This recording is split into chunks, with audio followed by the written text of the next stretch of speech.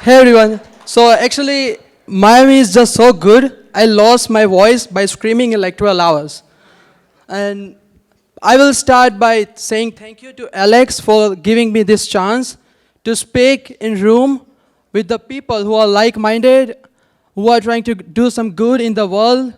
And yep, let's get into it. So before I start, I know that most of the people here are very good at Facebook, TikTok, CRO, emails, and you are not much familiar with technical words of Google and everything. So I have made this presentation like very simple that by the time I am done, you will have enough knowledge and you will speak at least some sort of Google language, right? Like, okay, so I will get into it.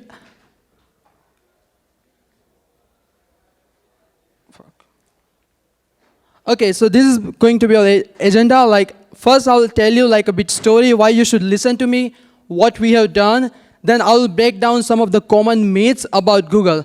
Like just for example, some people think like Google is very limited, but there are some brands that they are generating 60 or 50% of their revenue from Google, and there are some brands who are only doing like 5% of their revenue from Google. So like what is the difference and how do you get into the other section where people are actually using Google for their front end?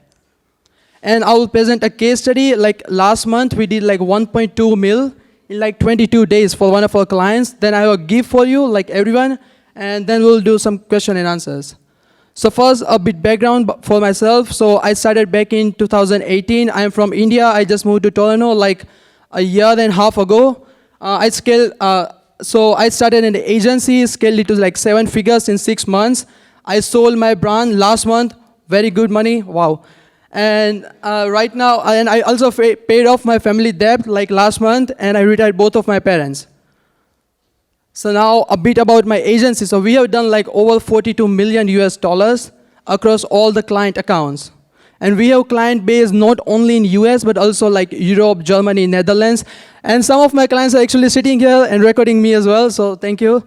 We are a closed cape agency, so the way we work is different. We are not trying to go for like the hundreds of clients. We work with very limited clients at any given time, and that's why like our numbers are usually better. And we are not only like focused on Google, like we present ourselves as a growth partner. So we are like a one-way stop for all the brand's requirement. So most likely the thing we try to do is like the systems and the resources that I use to scale my brand, I try to represent and share it with my clients. So now we'll start with the common myths. First is like Google Ads is only for demand capture. So when most people think about Google Ads, it's like, let's say your brand is Amazon. So someone searches for Amazon and they click on your link. That's not only Google. That's like a very small portion, but very profitable portion of the Google. But most people think like this is all Google. I'll actually show a chart and explain everything like in a single chart, but I'm just trying to like set some foundation here. And is Google volume constrained? I would say that depends on what type of product or brand you are running. But answer is no. Let's say even if your product has a very tiny search volume, what you can do is like combine all those type of search volume, like come up with 20 new angles. And if you add those search volume, you can actually like come up with a huge volume. So that's very good. Google Ads is less scalable than other channels. So the entire case study is actually going to be like on this specific point. This is not very true. Like Google is not only the search ads that most people think of. Like YouTube is also a part of Google. Like how big is YouTube? I will share some numbers. So Facebook, like they have 3 billion monthly users. YouTube, this is in October, they say like YouTube has 2.4 billion monthly users, but in December it was like 2.75. So YouTube is almost there. Right now, like there is a huge gap, I would say, in terms of demand and supply on YouTube. Like not many people are scaling on YouTube, but it is almost as scalable as Facebook. So if you are not on YouTube, you should get on it. Search ads are only limited to high volume and low competition sectors. So most people think when they think of search ads, is like you can only be profitable on search ads if you are trying to sell something which has very high search volume, but not many people are trying to sell something in that niche or the similar product. Like right now, I don't think like there are many things left which actually falls into that criteria. So this is almost a myth. Because if something is very good, you will always find competitors there. Okay, this is going to be like the very informative chart here, and I will explain like everything that I just said. So first thing, this x-axis, think of this as a competition line, and the y-axis, think of this as a volume line. Okay, are we on the same page so far? So let's say this section would be high competition and high volume, right? This would be low competition and high volume. Again, this is competition line, x and y is volume. So now we will start with this one. So which are the products or the brands who would fall into low competition but high search volume? Very simple example, sanitizers before COVID happened, right? Very profitable, like you can make a lot of money very easily because there wasn't many people selling the same product, so the competition was very low. Now we will go into the second section, which is high competition and high volume. Most of the D2C brands that will fall into this section. So that could be shoes, watches, bracelet, jewelry, sunglasses. Most likely it will be here, right? Third is high competition and low volume. So this would be most likely lead gen type of things like the dentist, agencies, insurance brokers, and here low competition and low volume. So this would be the unicorn startups. Like let's think of this as a Facebook before it got famous. Like it was fairly new, so there was not much competition, but like not volume as well because people didn't even know what social media was. So now you have to think about it like in which section your brand or your agency or whatever you're trying to do falls into. Are we on the same page so far? Okay, good. So let's say if you are into this section, which is low competition and high volume, right? Most likely more than 50% of your revenue is coming from Google. If not, you are doing something wrong. Okay, now we'll go to this part where I think most of the brands are, D2C brands are. So let's say again, shoes, t-shirts, watches, sunglasses, everything. Your revenue could be up to 50% depending on how you present or how you use Google for your brand. Now lead gen, it would be around 20 to 50%, and let's say if it's a brand new startup like unicorn something, then maybe less than 20%. Now you know why there is a difference between why you are making maybe 10% of revenue from Google and why someone else is making more than 50%. But the thing is, it's not limited that if you are, let's say, in this section, you cannot go into this. Now you have to find ways how you can go from here, you can go from here, or you can go from here. Very simple example. Let's say the easiest thing you can do is you have to find angles which are more of demand creation rather than demand capture. So let's say you are selling a watch, again, and your watch is, let's say, a tactical watch, then you have to present yourself as not only for demand capture, but you can go around and like the best watch in 2024, toughest watch, fitness watch, most compatible watch, fastest watch, whatever watch. So you have to find new angles which will take you from any of these three sections into this one. And once you are here, it's like a pure blue ocean waiting for you. Like you can capitalize as much as you can. Does it make sense? Okay, cool. Now we'll go to the case study part. So if you look at this consistency, like I'm not sure if the guys at the last can see, but this is 100K line. And every day we were doing more than 100K straight. Like this consistency is very hard, especially if your main traffic source is Facebook. Because Facebook is well known for two things. One, you can push very like high volume very fast, but it's not stable. When it comes to Google, it's not very, I would say, realistic to expect these numbers but from the beginning, but once you get to these numbers, it's very stable. Like it stays as it is. That's exactly why I put this screenshot here so you can see the consistency. So this brand did like almost 2.4 mil in like 22 days, but out of that, 50%, or I would say even more than 50% revenue came from Google. Then I'll explain like how we fix this account, how we structure this, what things we optimize, so you get some more understanding on where you stand with your brand for Google. Like again, Mark Zuckerberg is not the best coder at Facebook, but he knows enough coding that he can speak the same language when he's hiring or he's like making his future plans, whatever. So you should know like enough about Google that you can at least hire someone, or you can speak some Google language that you know, okay, what should your next steps should be. First thing is duplicate tracking. So this is so common when I do like audits for so many brands. Like I have done probably audits for more than 20 people sitting right here. And I think most likely this was the first thing like I mentioned when I was on the call. Like there is this another luxury jewelry brand that we recently onboarded. They are doing like 8 figures, let's say, and they have no conversion tracking setup. So if your conversion tracking is not set up, like this is the huge red flag. This is where you start, like very basic foundation. In this case, they were like importing purchase from Google Ads account and also Google Analytics. So we thought they didn't know, but turns out they did know that they are double tracking, but they thought it's a good idea. It gives Pixel good information and they can make more money. This is not true. You need to give your Pixel the right data. That does make a huge difference. So we basically fixed it. They were doing like 4.93 ROAS, right? But the thing is, it was really half of it because it was double tracking and they were spending like 2.5K per day. And now we'll go into the structure part. Okay, so their structure was very simple. Like they were running 3 search campaigns, 1 performance max campaign, and 1 standard shopping campaign. So I'm not sure how many of you here know about Performance Max campaign, but I'll just give you like a little overview. So Performance Max campaign is like auto placement on Facebook. So you are running like search, shopping, YouTube, display, everything under just one single campaign, where you just give all the assets like videos, logos, images, ad copies, headlines, titles, everything. And Google will take care of rest. And they had 1 standard shopping, but it wasn't spending much. Why? Because they had Performance Max campaign.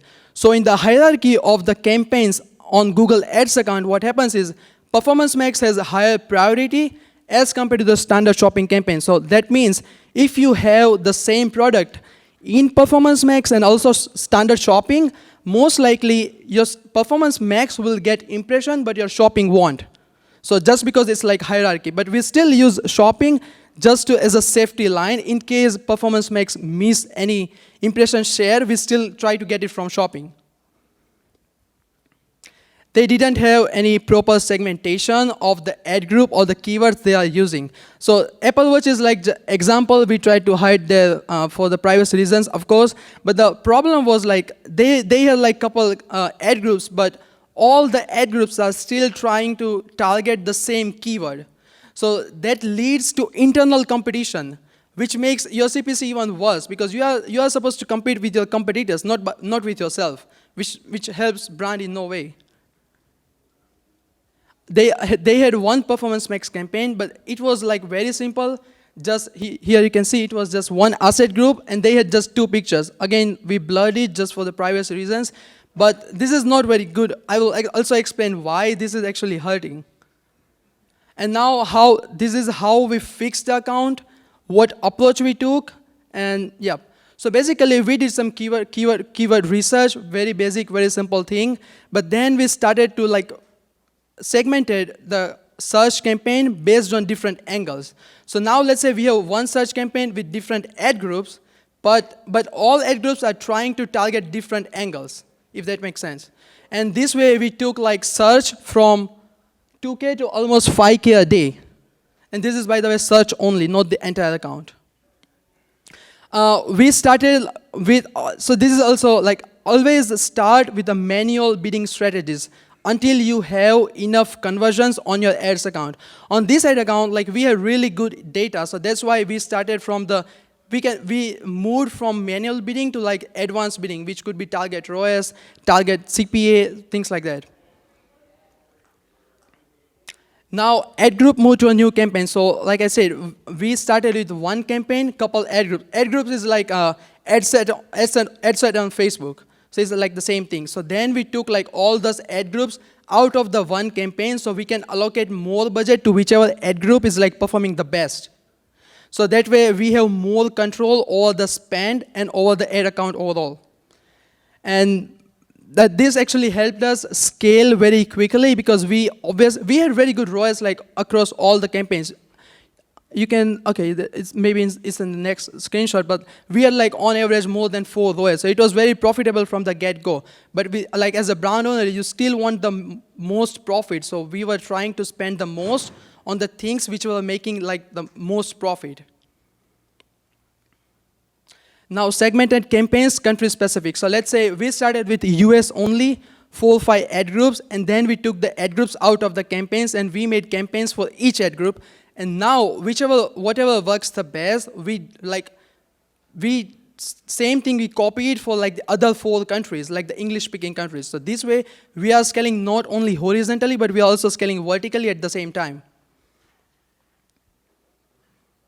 Now, performance max campaign. So we took performance max spending from 2K a day to 16K a day, almost 15K a day.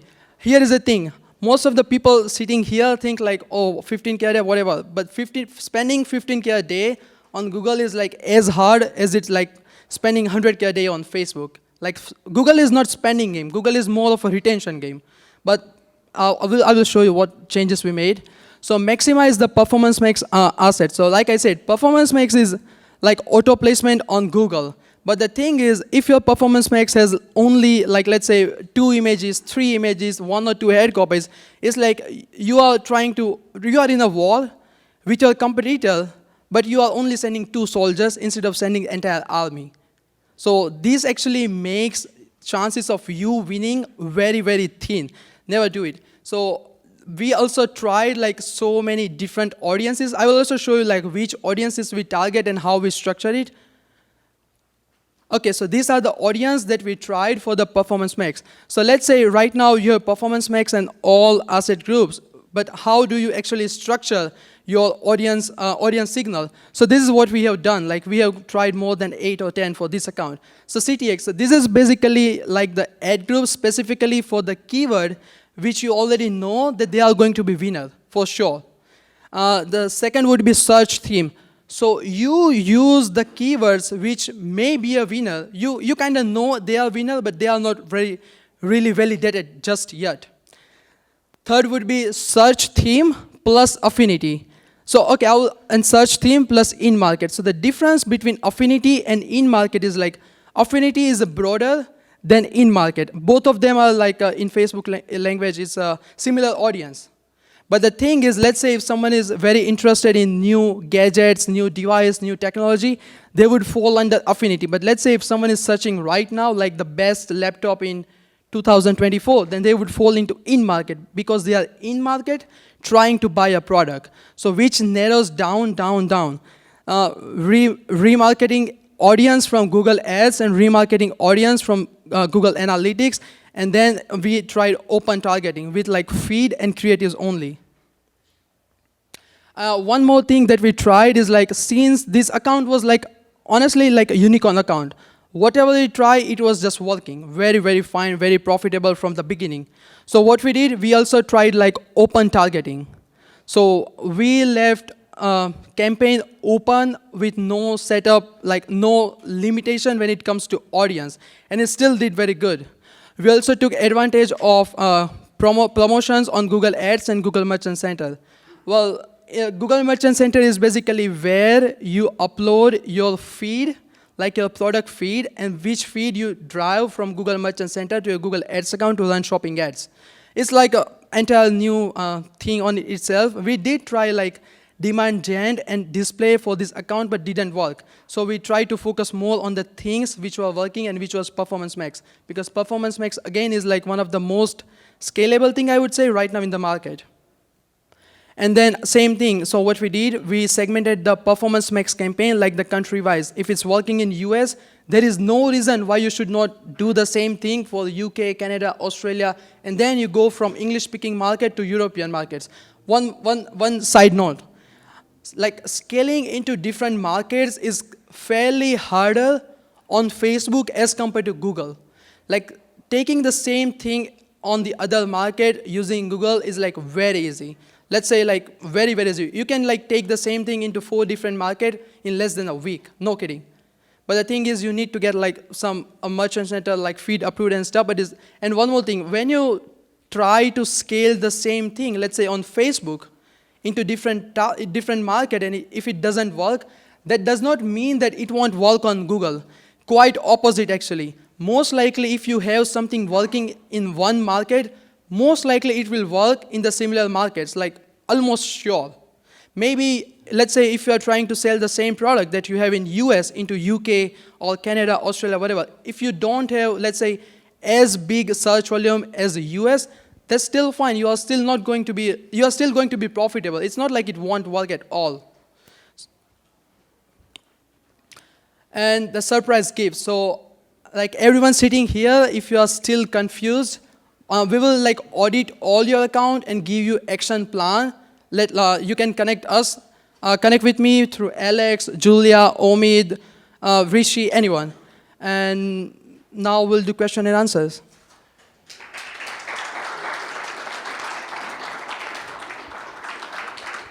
Thank you, Bony. So that case that I might have missed it.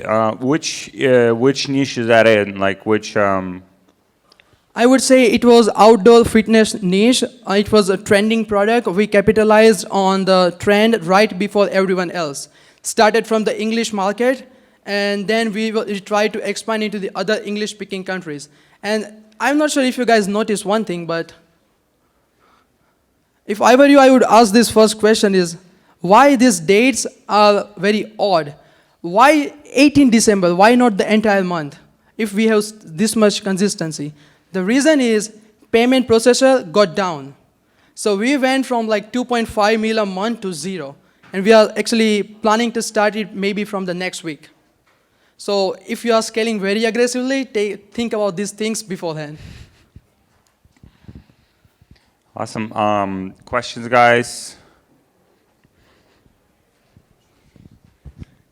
Hey, for angle testing, do you set up like an asset group for each angle, like a meta testing campaign? I mean, you can do it, but also Performance Max has one limitation where you cannot really see like the detailed data. So if you don't, like we use something called Performance Max sheet where we can see actually all the data. But let's say if you don't have it, what you can do is make sure you use one asset group for one PMax. So whatever data you are seeing is like more understandable. Because let's say if you have one Performance Max with 5 ad groups, but Performance Max will also have like shopping, search, YouTube display, everything inside it. So let's say you spend 10K on PMax, but you don't know how much went to shopping, what ROAS shopping has, or what ROAS you have on search or YouTube, and how much you spent on search on YouTube under that specific Performance Max. Yeah, hope that does that answer your question? No, I don't get it. Do you have then for each angle a PMax? You mean, do we use one angle for one PMax? Yeah. Yeah, you can do it. Most likely what we do is we use one angle for one asset group rather than one campaign. That was my question, yeah, exactly. Yeah.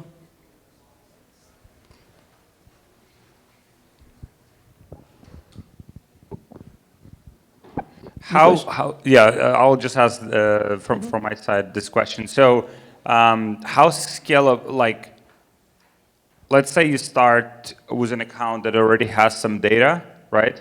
How scalable, like in most cases, do you find it? Do you find like there is, 2 times, 5 times, like in most of the cases, that you see the opportunity for growth in most of the accounts that you audit? On this account, I think we grew by more than 10x. But it also depends like what type of product you are trying to sell at what time of the year. So let's say if you are selling a summer product which is already doing good, then it's like very easy to scale in the summer because it's peak season. So it depends, I would say, for all the brands, but it is, like again, it is highly scalable. Most brands are highly scalable on Google. You just have to figure out like how do you go into the section where you can make the most, how do you get into this part? This is the old Google game. Once you get into here, like you are going to love Google. Like I guarantee it. Awesome. Questions, guys? All right.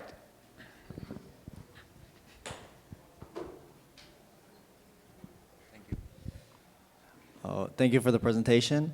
Regarding Performance Max, how is like, what's your average split on the budget between Performance Max and like the rest of the campaigns? So let's say when you are just starting out a new ad account with no data, no past data, you are just starting out, always start with search and shopping to feed your pixel with data, right? Once you have like, let's say a couple hundred or a couple thousand conversions, depending on what your average order value is. Let's say if your AOV is really low, then maybe aim for a couple thousand. But let's say if your average order value is very high, then couple hundreds are fine. Then you slowly start to launch Performance Max campaign. Then you don't really have to pause your search and shopping, because naturally Performance Max will get the most budget and most impression share. So it's not like you are stopping, but most likely naturally PMax will be like the biggest spender in your account as time goes by. Got it. Okay. Thank you. Awesome. Any other questions, guys? All right, cool. Thank you so much, Bony.